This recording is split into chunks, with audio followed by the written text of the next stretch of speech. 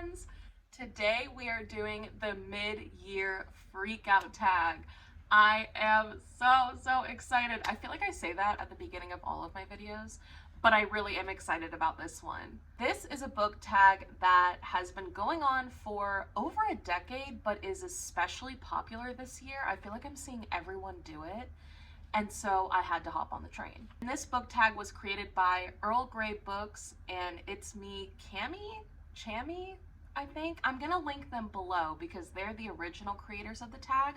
So definitely make sure to check out their channels. Those will be linked in the description. But they created this tag, and it's basically an excuse to midway through the year talk about some of the books that you've read, some of your favorites, your least favorites, surprises, etc. I just love any excuse to talk about books, as you know. So this is my mid-year freakout tag. As of right now, it is currently June 27th. I have read 94 books this year. I think 94 or 95. So a lot of books this year. The books that I picked for this tag, there were a lot of books to choose from. So these are gonna be the absolute best of the best. The first question of this tag is your favorite book of the year so far. And this was such an easy answer. I actually don't own this book. I don't know why I don't own this book. I need to own this book, but I have it on Kindle, and it is Last One at the Party by Bethany Clift. This one ended up on my TBR, and I genuinely don't know how. I don't know how. I don't know where I heard it from. I want to say it was like an Amazon recommendation or something, which I almost never use.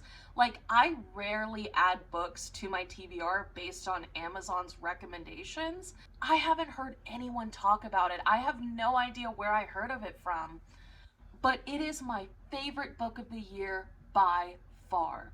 This follows a woman who, fun fact, we never find out her name, but she's living during a pandemic where when you get sick, you die within a week. It's like guaranteed you're gonna die if you get sick.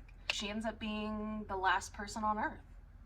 And it follows her and the pandemic and just her trying to survive as the only person that she can see on the planet, that she's aware of on the planet. She's trying to find other people.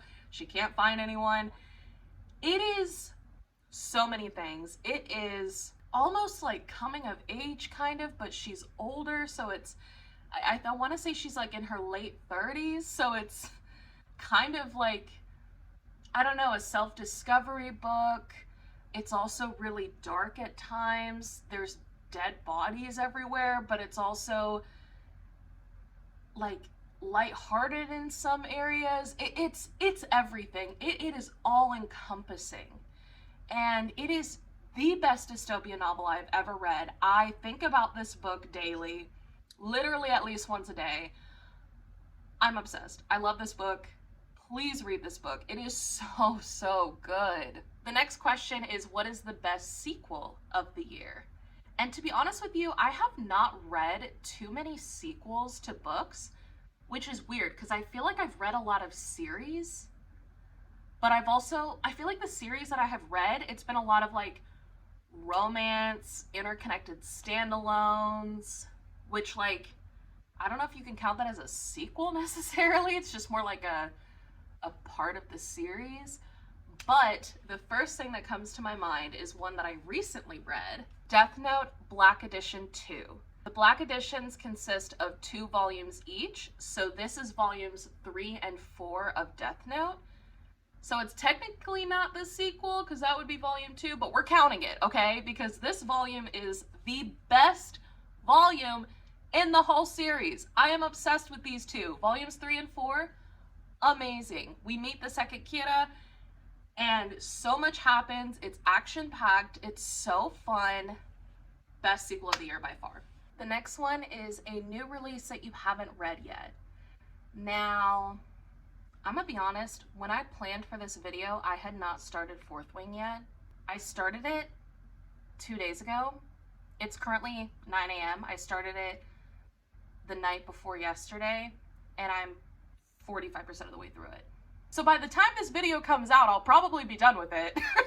But my answer to this is Fourth Wing by Rebecca Yarros. I'm currently listening to this on audio via Scribed because Scribed has it on there. So you can get a 30-day free subscription to Scribed, which is what I did, and then listen to Fourth Wing for free if you're cool with listening to the audiobook. I will say the female narrator for the audiobook is sick for the first third of the book, but it's not that noticeable if you listen to it sped up, which I always listen to audiobooks sped up. Do what you will with that information. This is my new release of the year that I have technically not read so far because I haven't finished it. We're gonna count it. Our next question is, what is your most anticipated release for the second half of the year? So the obvious first answer, obviously, I'm not even done with Fourth Wing and I pre-ordered the hardcover to Iron Flame. Because let me tell y'all, I missed out on the Fourth Wing Sprayed Edge edition, and it's one of my biggest regrets in life. Like, truly one of my biggest regrets in life. I'm hoping that in a couple of years, some people will have gotten rid of them, and maybe I could find it one day at like a used bookstore or something. I don't know. We'll see. Or maybe I'll win a giveaway because I've been entering giveaways like crazy.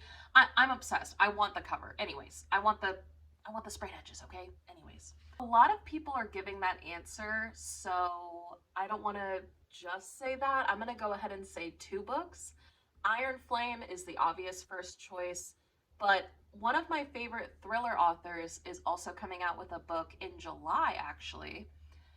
Sherry Lapina's Everyone is Lying. I am definitely excited to read this one. This is going to be her latest thriller, and I'm hoping to be able to get it on audiobook at my library sometime either at the end of next month or in August. Biggest disappointment of 2023. This is one that I recently read, and you can probably already guess based on the size. It by Stephen King. This was unfortunately such a letdown. I had such high hopes for this book because it is one of the most purchased horror novels literally ever, like literally in the entire world. And I didn't like it. I thought it was way too long. The exposition took over the book to the point where when cool things were happening, because there were cool horror moments, they were overshadowed by the fact that I felt, sorry, my dog's drinking water in the background. Let's wait on her. Hold, please. As I was saying, when cool horror moments would happen, they got overshadowed by the fact that it took 8 million years to get there, because this is just a very, very long-winded book. I understand why people like it, but it just was not my thing. My biggest surprise of the year. This one was kind of tough. I had to look through my books to see, but when I found it on my read books, like when I scrolled and saw this book, I was like, oh, for sure that one. Tender is the Flesh. I read this as well via audiobook. Going into this book, I knew I was going to like it. That wasn't the surprise. The surprise was how absolutely horrific it was. Like, I knew it was a horror book, but this it was a different level. And then the ending, you know how people say that the end of Silent Patient just completely took them by surprise? When I read The Silent Patient, I didn't have that experience. However, the end of this book, I think, is the same experience that a lot of people had when reading The Silent Patient. That's the experience I had with the end of this book. My jaw was on the floor. And then the final line of the book, traumatic, gagged. Favorite new author. The question specifies that this doesn't have to be a brand new debut author. It just has to be someone new to you. And shockingly, to myself as well, this author is new to me this year. Taylor Jenkins Reid. I know. I somehow went this long without having picked up a Taylor Jenkins Reid's book. I read both of these this year and they were both 5 stars.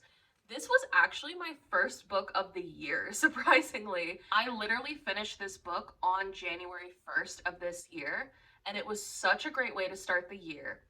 Then I watched the show, obsessed with the show. I listened to the album probably every day. It's like, I'm obsessed. And then The Seven Husbands of Evelyn Hugo was another one that just absolutely hit. I gave it 5 stars as well. Now, I will say with this one, I know a lot of people who don't like this as much, and I get that, but it just did something for me. I don't know how to explain it. It just did something for me.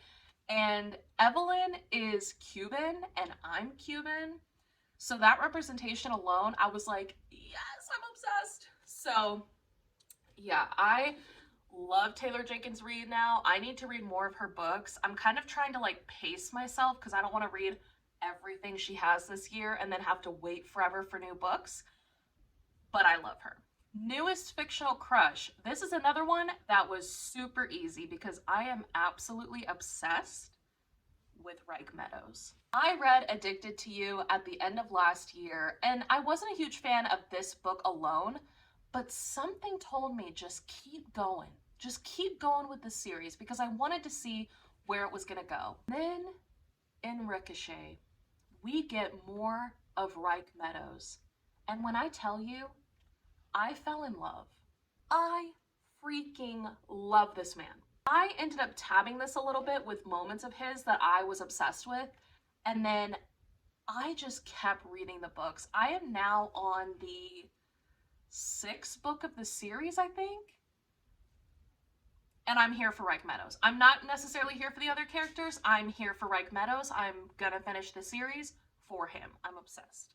Editing Amanda here, and I currently want to karate chop previous Amanda because apparently I forgot to hit record for 3 of these books. So we're gonna insert this clip real quick to answer those 3 questions, and then we'll get back to the regularly scheduled programming. I already had a really rough day, and this is just icing on the cake. But anyways, newest favorite character, Amari from Amari and the Night Brothers. I chose her because she is just such a strong character. She is the embodiment of female empowerment. I love her. I love what she represents. And this is a middle grade book, so I love the fact that this is good representation for younger kids. She's just a boss babe, so please read this. Yes, it's a middle grade, and yes, I gave it 5 stars. I'm not taking further questions, thank you. A book that made you cry. We're gonna go with a series, Binding 13 and Keeping 13. I bawled my freaking eyes out at the end of this book, and then I bawled my freaking eyes out for the first 100 pages of Keeping 13. Sad, lovely, heartwarming, heartbreaking. This series is everything. You already know. A book that made you happy.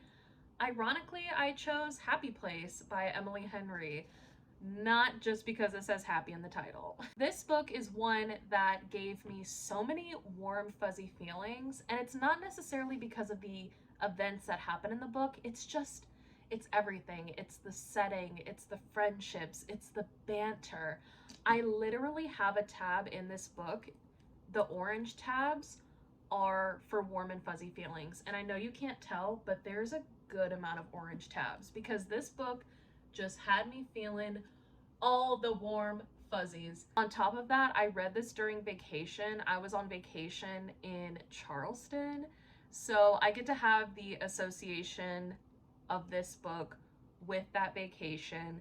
And that's kind of the fun thing about reading in general is I feel like books carry memories in ways that other things don't always. So now whenever I see this book, I think of my vacation this summer, and it also has all the summer vibes in it. So it makes me happy. It makes me happy to look at. I was happy reading it, though I did cry a little bit too. I forgot to address this with the last question, but I'm a Pisces. So a majority of these books have made me cry. I cry at pretty much anything. Yeah. Yeah. Water signs already know. Thank you for your patience with this random clip.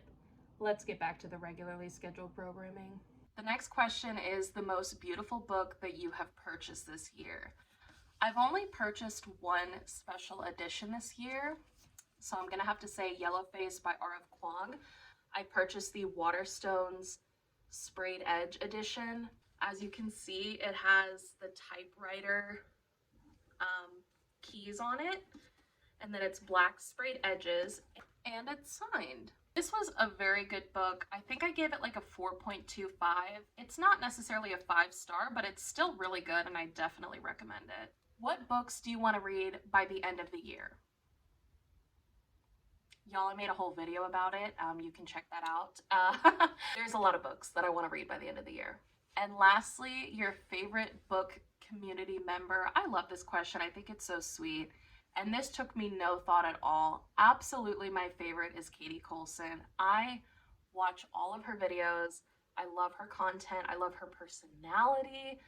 I'm just here for it. And her recommendations are so, so good. I am very rarely let down by a recommendation of hers, if ever, honestly. Like, if you look at the books I own, probably a fourth of them were recommended by her. Like, I cannot recommend her channel enough, and she's just such a good time. So definitely, that is my clear answer to this question.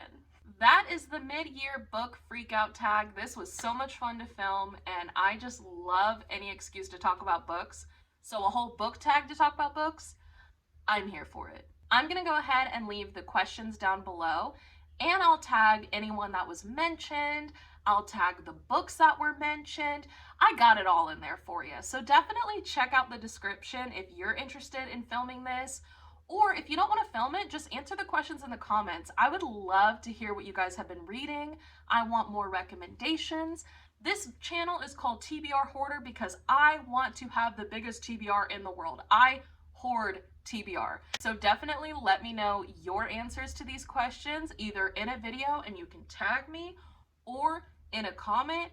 However you want to do it, let me know. And until next time, bye!